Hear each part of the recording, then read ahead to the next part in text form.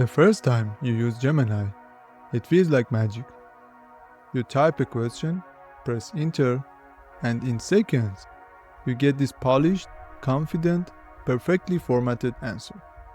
And that feeling, that's actually the most dangerous thing about it.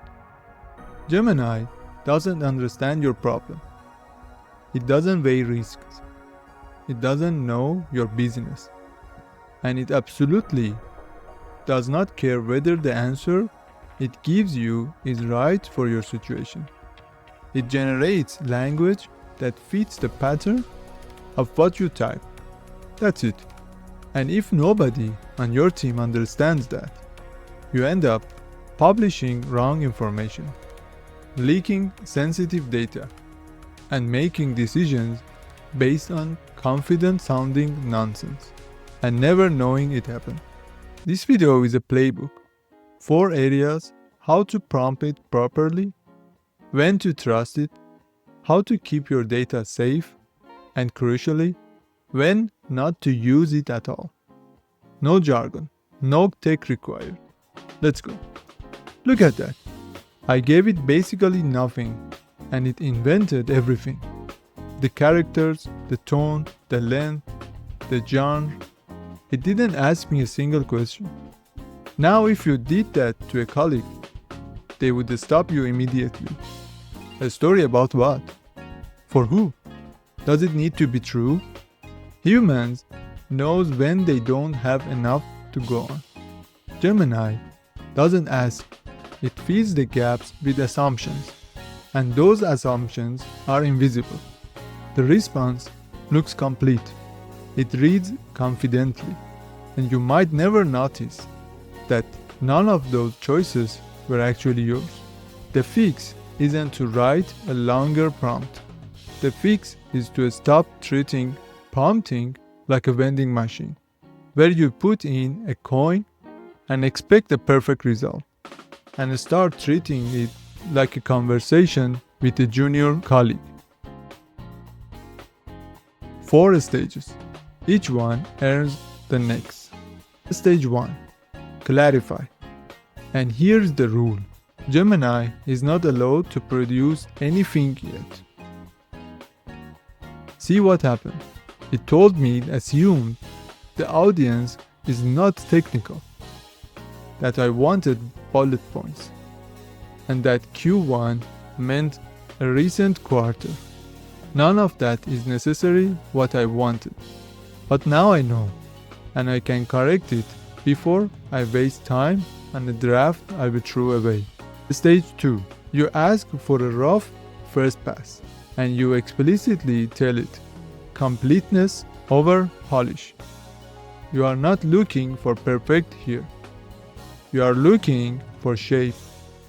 What's in it? What's missing?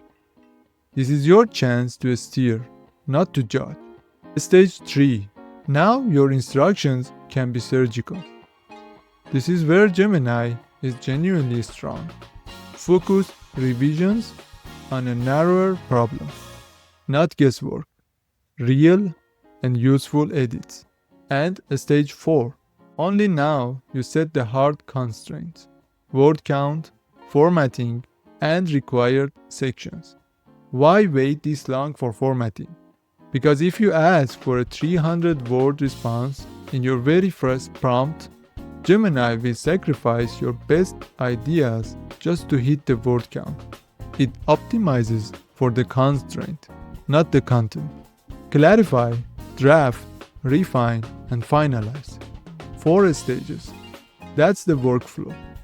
The quality of what Gemini gives you has almost nothing to do with how clever your prompt is. It has everything to do with the process you use. Here is something nobody tells you about AI. It is designed to sound confident, not because it knows the answer, because confidence is what the training data look like. Professional writing is confident. So the AI imitates that, even when the answer is wrong, incomplete, or dangerous. Being wrong about grammar, annoying. being wrong about a legal interpretation, a compliance rule, a security decision, that is a completely different category of problem. Think of it as a traffic light. Green, task where Gemini is genuinely useful and the cost of mistake is low. Drafting a first version of an internal document. Summarizing a long article so your team can engage with it faster. Brainstorming options. Explaining an unfamiliar concept. Rewriting something for clarity. Yellow, task where Gemini can help, but only in a supporting role, with the human double-checking everything. Summarizing regulatory guidance for a product team. Helping explain legal terminology. Drafting customer-facing content. Gemini gives you a starting point. A human verifies it before anything goes anywhere. Red, tasks where Gemini should not be in the decision chain at all. Legal interpretations, medical guidance, security evaluations, financial decisions that carry real consequences. In these situations, Gemini can help you understand background and brainstorm questions, but a human expert must own the outcome. Before you use Gemini for anything that matters, ask yourself 3 questions. First, what is the cost of being wrong? Not in theory, in practice, in your actual role. Second, who is accountable if something goes wrong? If the answer is nobody is really sure, that's your red flag. Third, would you be comfortable explaining this decision to your manager, your client, or your legal team if the output turned out to be incorrect? Choosing not to use Gemini in high-risk situations is not a failure. It is professional maturity. When most people hear AI security, they imagine hackers, clever people trying to break in. In reality, most AI failures come from something much more ordinary. Nobody defines the rules before the system was built. Think of these 3 things as a chain. Security is what you are trying to protect.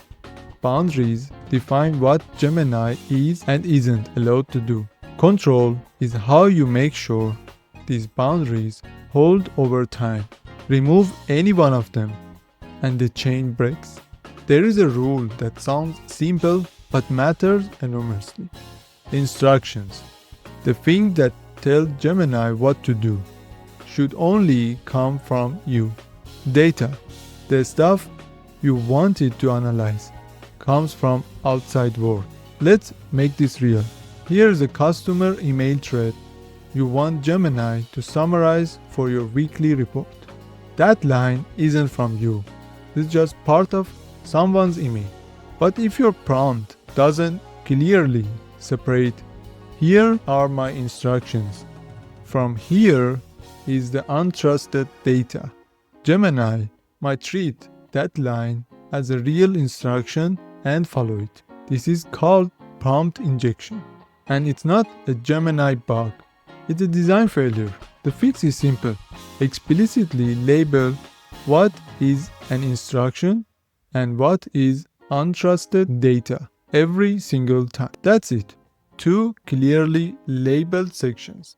Instructions on top from you, data below, untrusted. You are telling Gemini explicitly anything in the data section is content to analyze, not commands to follow. This pattern works for emails, document, tickets, customer feedback, anything. Once you learn it, you will use it everywhere. Once sensitive data goes into Gemini, once it's been analyzed, summarized, mixed with something else, you cannot fully undo that. Deleting the chat doesn't undo it. Tightening permissions afterward doesn't undo it. The risk profile of that data has permanently changed. Most people think Sensitive means something legally regulated, like health record. In practice, it is much broader. Anything that identifies a person, reveals how your business actually works, or could cause harm if it ended in the wrong place is sensitive. And internal only is not a safety guarantee. Internal documents are often the most candid, most revealing things your organization has. Unfinished strategies, unresolved incidents, honest conversations that were never meant for a wider audience. When that data gets mishandled, the impact isn't just technical, it affects trust. Let's say you want Gemini to help you analyze customer purchase patterns. Here's what most people do. They paste everything in: names, emails, real numbers. Minimize. Remove the columns Gemini doesn't need. Reduct. Replace real identifiers with placeholders. Simplify. Only give it the data that actually changes the answer. Here is the surprise. This usually gives you better results too. Less noise means Gemini focuses on what matters. And one last thing, outputs can be sensitive too. A summary Gemini generates can still contain patterns or details that shouldn't be shared widely. Before you paste that output into a Slack message or a ticket or an email chain, ask, does everyone who sees this need to see it? These 4 areas aren't separate topics. In real work, they are completely intertwined. Good prompting without judgment still leads to bad decisions. Strong boundaries without control erode over time. Careful data handling without human accountability still leaves room for misuse. Gemini will happily keep generating content forever. It doesn't know when a draft has quietly become a decision. It doesn't know when data shouldn't be there. It doesn't know when a confident sounding answer is actually a guess. That line between useful and harmful is something only you can draw. So here is your takeaway in 5 lines. Do not chase magic prompts. Build better habits.